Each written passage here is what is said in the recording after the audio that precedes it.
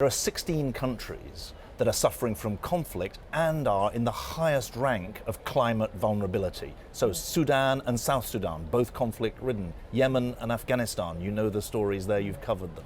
And in these places, what you're seeing is that the conflict is exacerbating poverty, and then the climate crisis exacerbates poverty as well. And I use the word climate crisis, not climate change, because in the countries that we're working in, it's a crisis. Remember this too, Becky.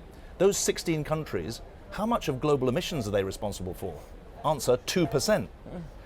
What percentage of climate disasters do they suffer from? 40%. What percentage of humanitarian need is in just those 16 countries? 60%.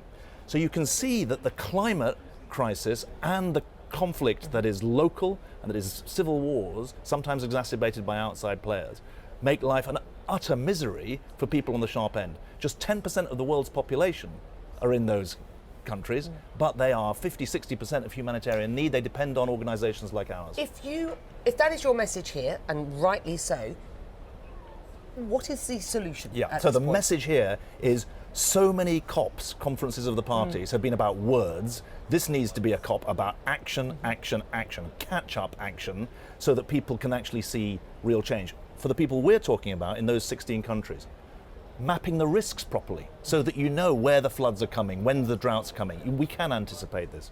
Secondly, innovation.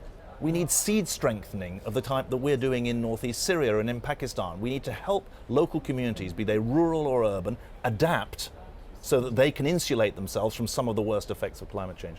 Thirdly, let's stop being scared of civil society as a delivery partner for multilateral development banks. At the moment, we're treated as exceptional when those multilateral institutions work with us. No, we've got to be centre stage. And then finally, how many times have you heard NGOs say we need more humanitarian finance or say we need more climate finance?